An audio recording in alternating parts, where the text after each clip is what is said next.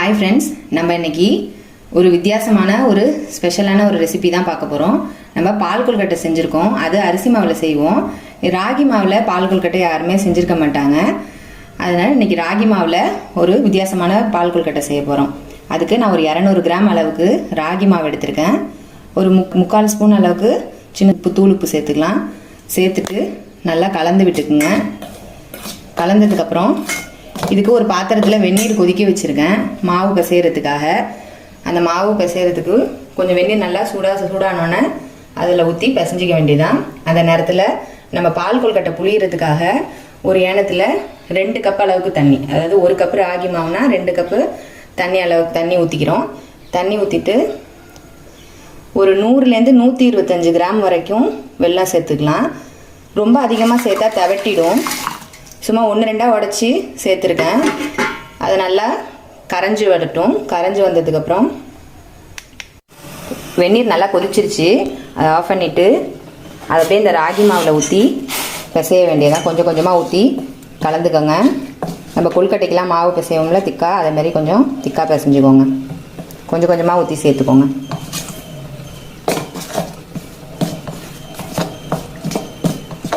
மாவு நல்லா பிசைஞ்சு வச்சாச்சு. இப்போ தண்ணி நல்லா வெல்லம் போட்ட தண்ணி நல்லா கரைஞ்சிருச்சு. வெல்லம்லாம் கரைஞ்சிச்சு. கொஞ்சம் துளியோண்ட அளவுக்கு கல்லுப்பு போட்டிருக்கேன், கொஞ்சம் இனிப்பு எடுத்து காட்டுறதுக்காக. அதில் ஒரு 6லேருந்து 7 டேபிள் ஸ்பூன் அளவுக்கு தேங்காய் சேர்த்துக்கலாம்.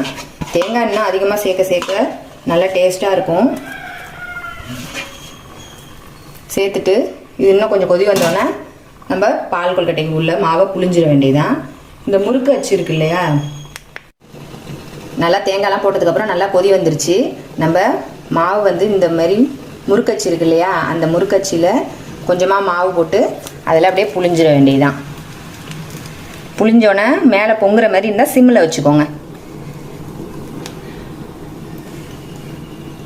இதை அப்படியே கலக்காதீங்க, அப்படியே கொஞ்சம் நேரம் இருக்கட்டும்.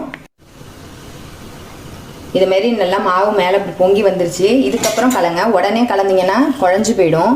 இதுமாரி நல்லா அப்படியே டைட்டாக இருக்கும். அப்போ தான் புளிஞ்சதுக்கப்புறம் கொஞ்சம் நேரம் வெந்ததுக்கப்புறம் தான் அடுத்த ஈடு புளியணும். இப்போ அது வெந்துருச்சு. அதுக்கப்புறம் 2வது ஈடு புளிஞ்சிட வேண்டியதுதான். இதேமாரி ஒரு பேட்சாக புளிஞ்சு வெந்ததுக்கப்புறம் கலந்து விடுங்க. நம்ம எல்லா மாவையும் புளிஞ்சு எடுத்துக்கிட்டாச்சு. நல்லா அழகழகாக சூப்பராக வந்திருக்கு. அதில் கடைசியாக இறக்கும்போது கொஞ்சமாக ஏலக்காய் தூள் சேர்த்துக்கலாம். ஏலக்காய் தூள் சேர்த்து நல்லா கலந்து விட்டாச்சு. இப்போ கொஞ்சம் தண்ணியாக இருக்க மாதிரி இருக்கும். ஆறுனதுக்கப்புறம் கொஞ்சம் கெட்டியாகிடும். நல்லா டேஸ்டியான ராகி ரெடி ஆயிடுச்சு. ராகி பால் கொழுக்கட்டை ரெடி ஆயிடுச்சு. அப்படியே நம்ம சர்வ் பண்ணிட வேண்டியதுதான்.